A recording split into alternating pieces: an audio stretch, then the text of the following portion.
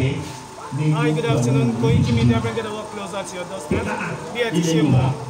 SAGAMU ni àwa báyìí Yoruba Nation Petition and Redferendum. Mo ní àwọn bàbá wa ní àwọn ni wọ́n ṣe agbátẹrù tí à ń ṣe ní bíbá ní òní. Ẹ káàsán sá. Ǹjẹ́ ẹ sọ ọmọ ifo àṣà? Orúkọ tèmi ni Dr. BJ Olówó. Orúkọ tèmi ni Dr. BJ Olówó. Tí mo tún jẹ́ General Defence Commandant fún ẹgbẹ́ ODF World Defence Force worldwide. Bàbá mi lórí ọ̀rọ̀ Yoruba Nation náà pàápàá jùlọ petition and referendum àti wípé silent meeting tí à ń ṣe ní báyìí lóòótọ́ tí ó yẹ kó lọ láì àmọ́ a máa jẹ́ kí àwọn ìjọ mọ̀ pé à ń ṣe nǹkan lórí ọ̀rọ̀ Yoruba Nation. Ǹjẹ́ lè sọ àkókò wa ìtì petition and referendum tó jẹ́? Ẹ ṣe púpọ̀ ọ̀rọ̀ referendum petition and referendum àkọ́kọ́ mọ̀ wípé ọ̀rọ̀ ilẹ̀ Nigeria ti wà yìí all the so virtually everybody and then a lè fẹ́ kúrò ní orílẹ̀-èdè Nigeria bọ́ sí orílẹ̀-èdè olómìnira tiwa tá a mọ̀ sí Yoruba Nation and right now ìgbà tá a ṣe léde ní ohun tá a ń pè ní campaign and awareness grassroots campaign and awareness for Yoruba Nation now kí àwọn tí ò ti gbọ́ àwọn tí ò ti mọ̀ nípa ọ̀rọ̀ òmìnira tá a fẹ́ gbà yìí kí wọ́n lè mọ̀ kí wọ́n lè gbọ́ sí àtọkùnrin àtobìnrin àtọkùnrin ní gbogbo àdúgbò àti everywhere kí wọ́n lè mọ̀ wípé a ti ṣetán láti kúrò ní orílẹ̀-èdè Nàìjíríà ìwọ̀n tá a ṣe léde ó nìyẹn. Mo dúpẹ́ lọ́wọ́ yín gan ni sá nítorí àwọn èèyàn tí wọ́n wò wá torí àwọn èèyàn wò wá ní diaspora wọ́n wò wá láti gbogbo ibi tó wà ní orígun ayé àmọ̀ràn wo lè ní fún àwọn èèyàn lórí ọ̀rọ̀ Yoruba Nation tí àpapàá jùlọ ilẹ̀ wa tí à ń jà fún ní òní yìí. Ẹ ṣe àmọ̀ràn mi fún gbogbo àwọn ọmọ Yorùbá ní gbogbo àgbáńláyé ni wípé number one wọ́n jẹ́ ká fọwọ́sowọ́pọ̀ láti gba òmìnira tí à ń lé táwọn wájú yìí tí àwọn kan máa sọ pé kò ní ṣeé ṣe àbí wọn tó wọ́n sọ pé kò ní ṣeé ṣe bẹ́ẹ̀ kò mọ̀ dájú lẹ́ni wípé ó ti ṣeé ṣe eléyìí ti bọ́ síná kò sí agbára kan tàbí ẹ̀dá kan tó ìdádúró mọ́ dandan ni ká kúrò lórílẹ̀-èdè Nàìjíríà ká gba òmìnira tiwa ẹ gbọ́ ṣé ó tiẹ̀ ń wù ẹ̀yin tẹ́ ń wò mí yìí ṣé ó ń wù ẹ́ bàbá ṣé ó ń wù ẹ́ màmá ṣé ó ń wù ẹ́ àǹtí ìwọ tó kàwé tán ṣùgbọ́n tó ò ríṣẹ́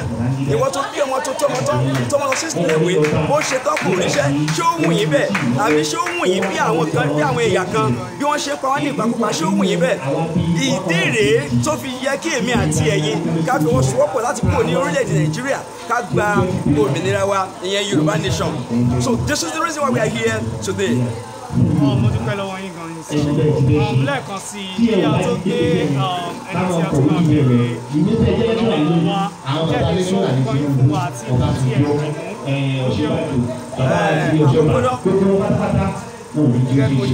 orúkọ mi ní Dr. BJ Olówó Oòduà Defence Force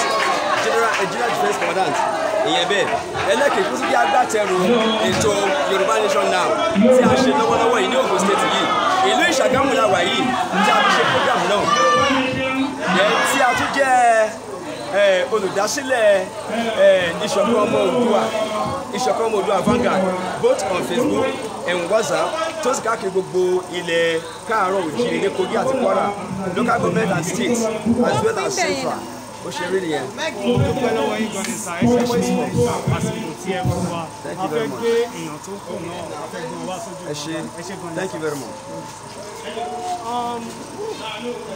A dúpẹ́ lọ́wọ́ yín gan-an ni fún ẹ̀yin tí ẹ̀ ń wò wá nílé lóko lọ́nà àti lẹ́yìn òní. Mo lérò pé ẹ ti ń gbọ́ nípa Yoruba referendum ẹ ti ń gbọ́ nípa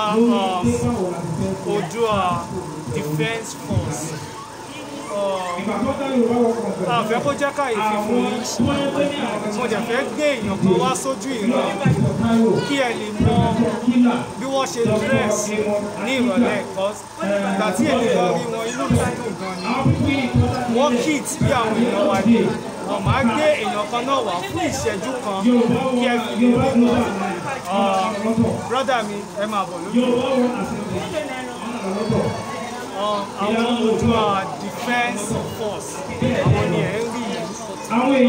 jẹ́ ẹ̀lẹ́sọ̀ kọ́ yín fún wa sá. má sá. Arógun má sá. Mo rí aṣọ tí ẹ wọ̀ ní UDC kí ló mú irú ìjọba ìwà tí ẹ fi wọ̀ wọ́n tí a ṣe ń wọ aṣọ lórí àwọn Fúlàní tí wọ́n fi àjẹ wá nílẹ̀ Yorùbá torí ẹ̀ ní ẹgbẹ́ yìí ṣe wà tí náà nìyẹn tá a fi ń wọ aṣọ yìí torí ẹgbẹ́ ajìjàǹgbara ló wà fún. Ìbéèrè ìbílẹ̀ kan sí àwọn nǹkan wo ni ẹ ti bá pàdé tó jẹ́ kan tí etí òṣèlú tí ò mú inú àwọn èèyàn dùn nítorí mo gbọ́ pé wọ́n ń jà ní Yorùbá wọ́n sì sọ pé ẹ̀ ń dé àwọn ìlú náà ìjẹ́ lè sọ àwọn ìlú kọ̀ọ̀kan tí ẹ̀ ti jàgbára fún. Bí mo ṣe kéré mọ̀ mo dúpẹ́ lọ́wọ́ Ọlọ́run dá mi ní akíkanjú ọmọ nígbà tí ogun gbọ̀ngàn wáyé kí bàbá wa Sunday Igboho tó dé bẹ́ẹ̀ omi tí wọ́n kọ́ dé orílẹ̀ àwọn Fúlàní yẹn mo dẹ̀ wọnú igbó yẹn gbogbo orígun mẹ́rẹ̀ẹ̀rin nínú igbó yẹn mo wọ̀ tí nǹkan kan tí èrà kan rẹ̀ yẹn láàrín so àjọ jìjà Ìgbọ̀ngàn yẹn tí Ìbàdàn tó ṣẹlẹ̀ recently lọ́wọ́lọ́wọ́ báyìí èmi náà lẹ́ni àkọ́kọ́ tó kọ́kọ́ débẹ̀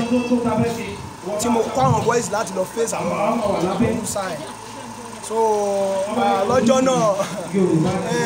àwọn gbìyànjú láti mú tara wọn balẹ̀ láì ṣe sọmọ́ mo dúpẹ́ lọ́wọ́ Ọlọ́run pé gbẹ́ngbẹ́ng ló kù ogún ọdún lónìí a sì máa wà lórí ilẹ̀ so a dẹ̀ ti jà àwọn ogun bẹ́ẹ̀ náà wọ́n pé tábàdà máa kà wá náà jì so a dúpẹ́ fọlọ́. àmọ́ mo lè fẹ́ àwọn tí wọ́n mú wá ní diaspora pàápàá jùlọ help tí ẹ fẹ́ kí wọ́n ṣe fún lórí ìtì àjálẹ̀. Mo kí gbogbo àwọn èèyàn wa ní diaspora pátápátá ṣe rí tábà ní àjà ogun lóòótọ́ a lè lájẹsára gẹ́gẹ́ bí nǹkan lẹ̀ wa tí a fi ṣẹ̀ṣọ́ ara òye ìyẹn ni kò ràn bí ó ṣe pé ká ní súnmẹ́ǹtì gidi lọ́wọ́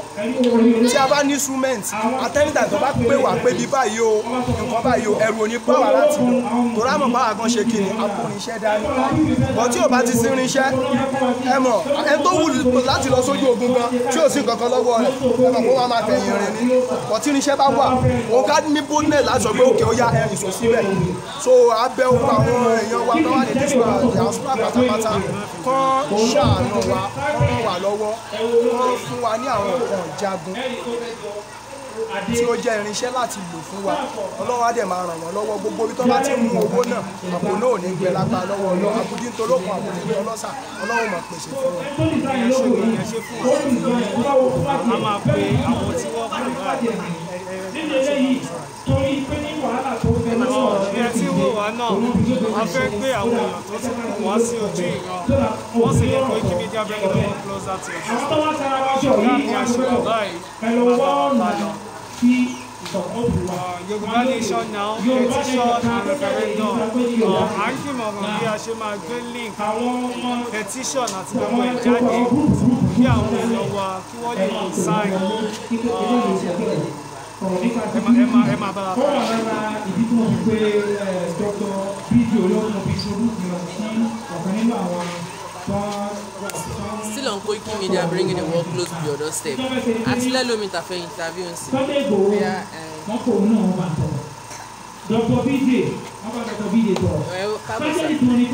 lákọ̀ọ́kọ́ kí ni orúkọ yín fún káwọn ará lè mọ̀ yín? Orúkọ tèmi ni Oyèdúnlẹ̀ Olúwamáyọ̀wá. Okay. So ìbéèrè tèmi fẹ́ béèrè bá ṣe ń ṣe program lọ àwọn kan béèrè pé ṣé Oòduà Nation ó ní solution ni ẹ jẹ́ kọ́kọ́ bí léèrè náà ṣé Oòduà Nation ní solution lọ́wọ́lọ́wọ́ tàwa yìí. Oòduà Nation ní solution ìdí tó dẹ̀ yìí jẹ́ solution ni wípé òun nìkan tẹ́ pé máa jẹ́ kí ayé gbogbo àwọn ọmọ kóòtù òjíire dára because láìsí Yorùbá Nation we go nowhere. Lára àwọn tó ń wà nílé ẹnìkan sọ̀rọ̀ wọ́n ní tí Yorùbá Nation bá dúró ṣé kì í ṣe àwọn èèyàn tí wọ́n máa rúlù wá náà náà wà ní ìjọba yìí àwọn èèyàn bíi Tinubu à ń kò tí ò ń ṣe pé àwọn èèyàn náà ló máa wà ń bẹ̀. ilẹ̀ fẹ́ bá a sí. inú mi dùn tẹ́ gbogbo àwọn náà bá rí nílé káàkiri ẹ máa rí gbogbo àwọn tó gbéra tápè ní jẹgúdújẹrá ìjọba wọn support movement tẹ́ bá dẹ̀ wá rí gbogbo àwọn tó support movement yìí àwọn tó wà lókè òkun àwọn ló ń ṣe Yorùbá nation now so kẹ́lẹ̀ mọ̀ pé tó bá rí bàbá gba ilẹ̀ Yorùbá tán gbogbo àwọn ọmọ tó wà ní adúláwọ̀ tó wà ní diaspora wọ́n ṣe tó láti máa padà bọ̀ wálé láti wá tún ìlú yìí ṣe so ẹ̀dá bá dẹ̀ mọ̀ pé ẹ̀dá bá máa rí pé gbogbo ìwé ìbí wọn ṣe fún àwọn bó ṣe ń ṣe nǹkan lọ́dọ̀ wọn náà òun náà máa gbé wá sí ibà yìí tó ti mọ̀ àwọn pé lágbára Ọlọ́run ilẹ̀ Oòduà ó ti wá sí ìmúṣẹ. ẹ ṣe gan ní paríparí tí màá fi kásẹ̀ tàbí olè bíi wọ́n máa ń sọ wọ́n ní Yorùbá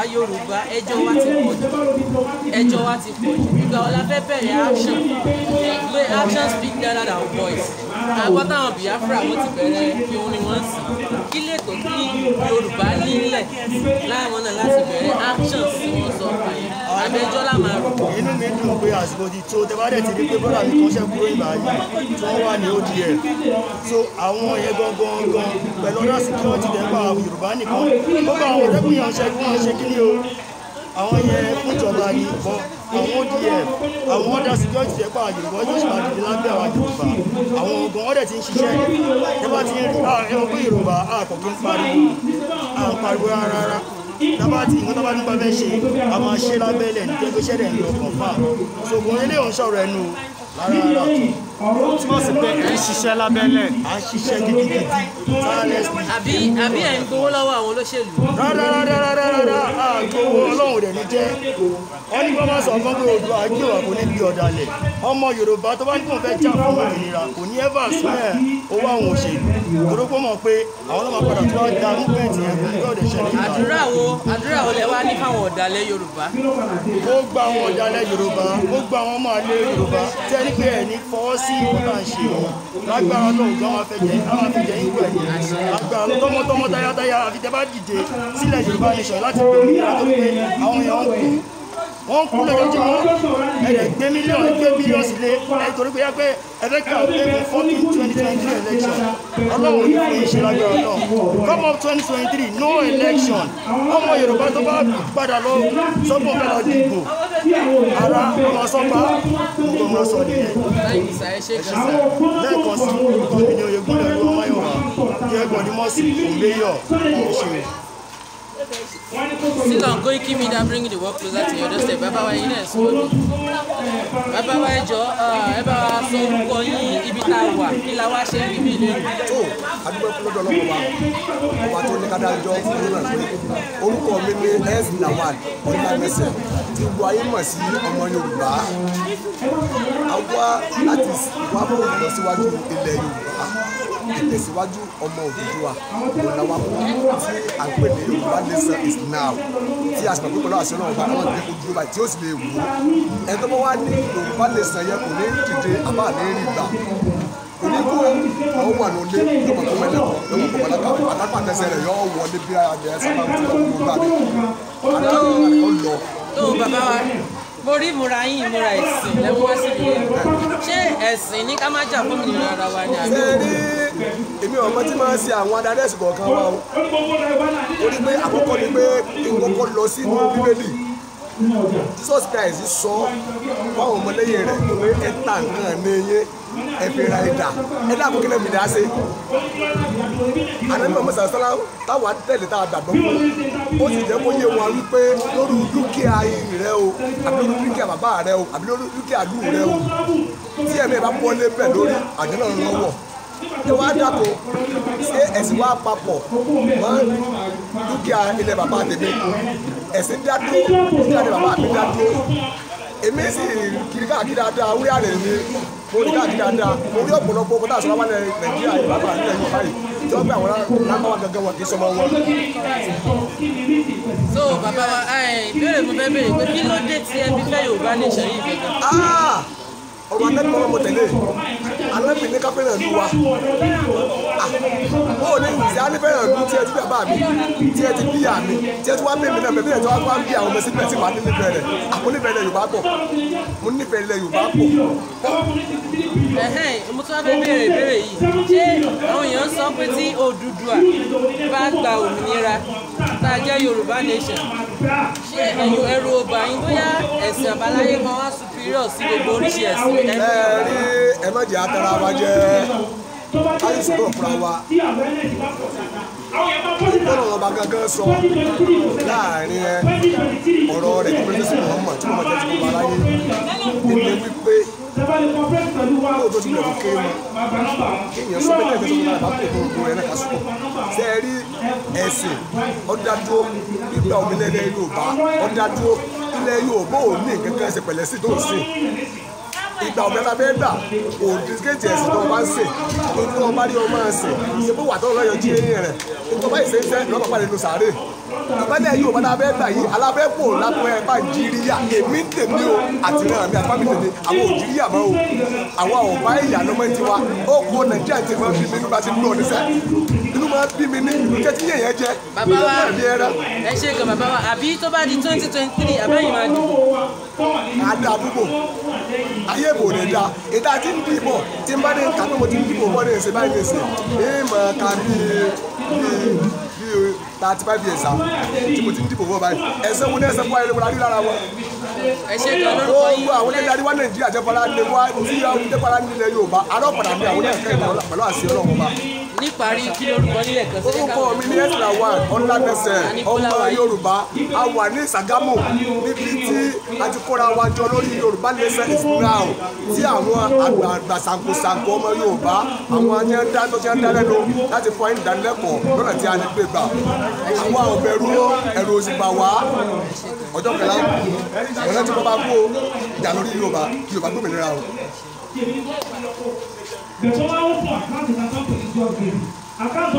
lẹ́ẹ̀kan sí Koikimediaoduduwa closer to your doorstep ìlú Ṣàgámù àṣìwà.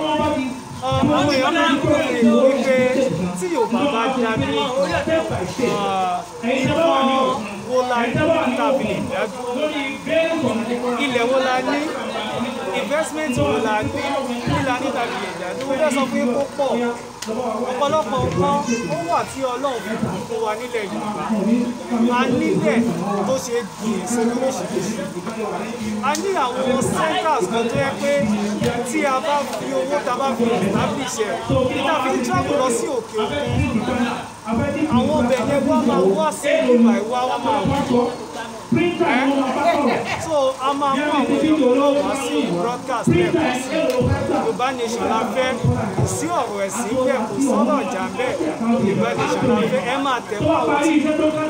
tí wọ́n bá súnmọ́ yín ẹ máa tẹ̀wọ́ àwọn tí Yorùbá nation la fẹ́ mo fẹ́ mú broadcaster mi lè wá sí online àwọn tí wọ́n máa ṣe iṣẹ́ tó kù wait and see. Hello guys, this is Koikimediaoduduwa. We are bringing the world closer to your doorstep. My name is Fashola.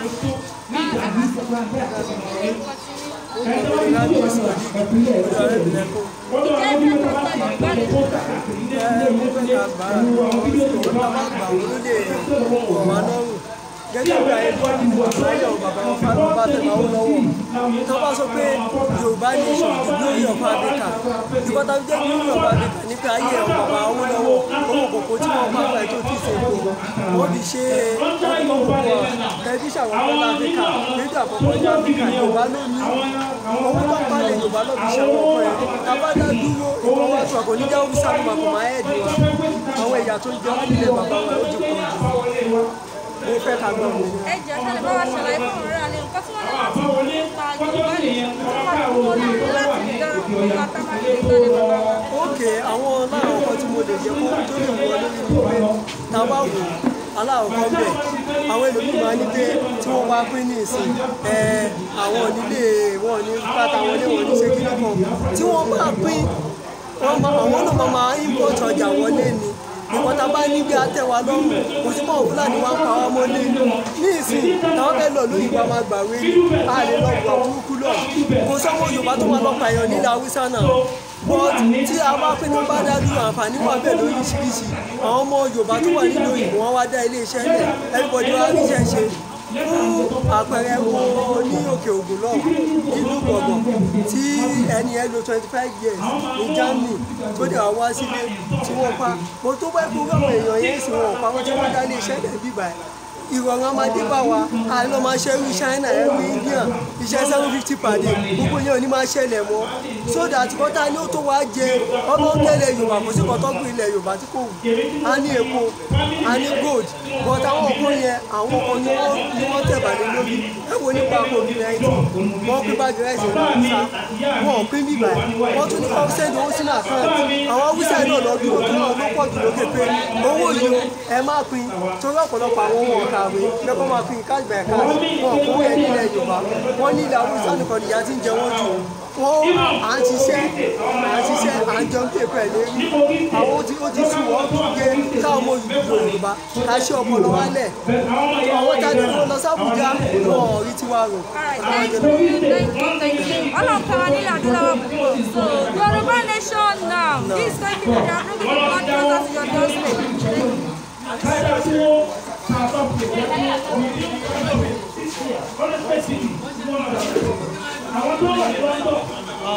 A dúpẹ́ lọ́wọ́ yìí tí ẹ̀ ń tẹ̀lé wa bí ẹ ti ṣe gbọ́ tí èèyàn kan sí kò sí tí a máa gbìn ní ilẹ̀ Yorùbá ṣiṣẹ́ wa tí ò lè mú ìfọ̀dí jáde bẹ́ẹ̀ ilẹ̀ tó sàn fún wa láti ní ilẹ̀ Yorùbá ẹ máa bá a ká lọ Koikimediaoduduwa bring the world closer to your doorstep ìlú Ṣàgámù àṣìwà báyìí a máa on to another broadcast ní ìsinyìí ẹ máa bá a ká lọ.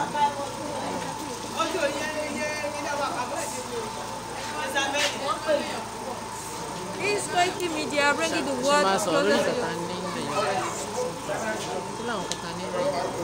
Àwọn nǹkan tá ní nílẹ̀ Yorùbá pọ̀ ìyàtọ̀ fi ń jẹ wá nílẹ̀ Yorùbá ọlẹ́pọ̀ ilẹ̀ wa ń sọ fún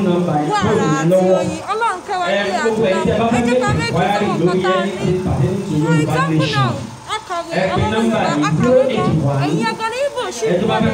Hausa wọn ọ̀kàwé rárá gbogbo high post àwọn ọmọ ló ń bọ́ sí ẹ jẹ́ ká gba ilẹ̀ Yorùbá ká gba òmìnira ilẹ̀ Adúláwọ̀. Please, Yoruba nation now. Ẹ jẹ́ ká gbà nísìnyí. Àwọn bàbá wa ti jà fún ẹ̀tọ́ ìtúpẹ́túpẹ́ tó gbọ́ wọn lọ́wọ́. Ẹ jẹ́ ká dìde fún ilẹ̀ Yorùbá. Ẹ jẹ́ ìtúpẹ́ lẹ́ẹ̀kan sí 081 ẹ jẹ́ ilé ìgbọ́ni àwọn. 33 We are in Ṣàgámù, ilẹ̀ Ṣàgámù lọ. 35 Ẹ jẹ́ mo fẹ́ bẹ̀rẹ̀ pé ṣé ẹ fọ́ra mọ́ nípa gba Yoruba nation? 28 In my own kò sí bàtẹ́ ẹgbẹ́ nọ́mbà yẹn tó ò ṣiṣẹ́ ṣùgbọ́n ẹ má gbé lágbo méjì òru wọn lè wà lójú iṣẹ́ lásìkò yẹn. and everything tí mo rí according to educational level tí mo rí pé it is right and it is true taba divide and Yoruba nation guns everything will be all right nílẹ̀ Yorùbá. Ẹ jọ̀ọ́ báwo lẹ ṣe lè bá wa sọ fún àwọn aráalé wípé Yoruba nation ó ní láti dúró báyìí ẹ bá wa ṣàlàyé fún wọn nísinsìnyí kíákíá fẹ́ gba Yoruba nation. Ìrànlọ́wọ́ tèmi kọ́ rí mo lè sọ fún àwọn aráalé ni pé wọ́n gbàgbé bóyá mo kàwé ni ò kàwé pé òye yẹn ò yé ni pé tí Yorùbá ò dá dúró. For example gbogbo everything economy in Nigeria tá a wà ilẹ̀ Yorùbá ló ti rí 95% nínú ẹ̀ tó túmọ̀ sí pé Ọlọ́run bùkún ilẹ̀ Yorùbá lọ́pọ̀lọpọ̀ tí Yorùbá bá dá dúró lótìtọ́ àti ní òdodo nísìnyí ká borí bí ọdún 5 pẹ̀lú àwọn a good leader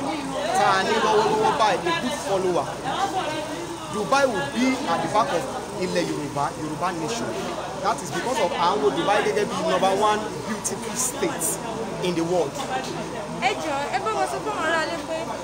oníṣẹ̀ṣe mùsùlùmí àti kìrìsìtẹ́nì ẹ jẹ́ ká parapọ̀ ká jọ jìjàgbara fún ilẹ̀ Yorùbá tó dé wọn ọ̀pọ̀lọpọ̀ ń rò wípé ìjà ìsìn ló ń ṣẹlẹ̀ àwọn rò pé babaláwo tábà ṣe tán àwọn babaláwo náà máa darí or something pé tó ti jẹ́ Odùduwà ẹ jẹ́ pé ìwọ wípé ilẹ̀ ní ilẹ̀ adúláwọ̀ làwà yìí. Lótìtọ́ àwọn èèyàn lè máa wò pé ìgbà kan ní Odùduwà nation pé ìṣẹ̀ṣe nìkan ni kò rí bẹ́ẹ̀ gẹ́gẹ́ bí èmi tí mò ń sọ̀rọ̀ onígbàgbọ́ ni mí and nǹkan tó ń jà lé lórí ọ̀hún ọ̀jà lórí ẹ̀sìn wẹ́dà ọjọ́ onígbàgbọ́ ni àbójẹ́ mùsùlùmí àbójẹ́ àbáláyé kálukú sì máa ṣe ẹ̀sìn ẹ̀ lọ bó ṣe wà ọ̀rọ̀ tá à ń jà ìjà agbára tá à ń jà ní pé ìyà tí àwọn ènìyàn orílẹ̀-èdè Nàìjíríà fi ń jẹ Yorùbá láti gba ara wa sílẹ̀ gẹ́gẹ́ bí a ṣe gba ara wa sílẹ̀ lọ́wọ́ èyìnbó nígbà tá a gba òmìnira ní 1960. All right, thank you. Let me tell you something about this Yoruba nation. Kí ẹ má rò pé bóyá ìjà ìsìn nìkan ni à ń jà fún Yoruba nation. Ká má dẹ̀ máa sọ wípé àwọn torí àwọn Fúlàní la ṣe fẹ́ pín kúrò nínú Nàìjíríà. No, kì í ṣe bẹ́ẹ̀. Àwọn ìtọ́ wọn tó yẹ kó bọ́ sí àwọn ọmọ Yorùbá lọ́wọ́ kò rí wa bọ́ sí lọ́wọ́. Àwọn ọmọ wọn kàwé wọn ò ríṣẹ́ gidi ṣe. Bí many graduate outside, àwọn tó ní PhD tí wọ́n ní master's degree tí wọn ò ríṣẹ́ ṣe. Yorùbá kẹ̀lẹ́ àwọn Hausa wọn ò ká anything. Àwọn náà wọn wá di high post mú. Àìjọ torí Ọlọ́run kì í ṣe torí wípé àwọn Hausa wọn ń da ẹran àbí torí pé wọ́n pààyàn àbí torí pé wọ́n hu ìwà ìbàjẹ́ láṣẹ ní ká gba Yorùbá nation for our home benefit. Gbogbo àwọn ogún bàbá wa kó yẹ bọ́ sáwọn Fúlàní lọ́wọ́ ìjẹkújẹ wọn ti pọ̀ jù. A ní ẹ̀tọ́ wa láti gbà.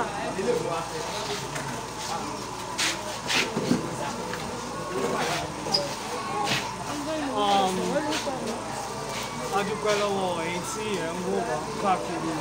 nílé lóko lọ́nà àti lẹ́yìn òdì. Pàápàá jùlọ ẹ̀yin tí ẹ wà ní diaspora. Àsìkò ti tó kí a pa broadcast. Ẹ̀jẹ̀ yín tẹ́ bá wọn broadcast ní share kí àwọn èèyàn náà kí àwọn náà lè rí i. Once again, Koikimedia bringing the world closer to your doorstep. Have a wonderful time, have a wonderful day. God bless you.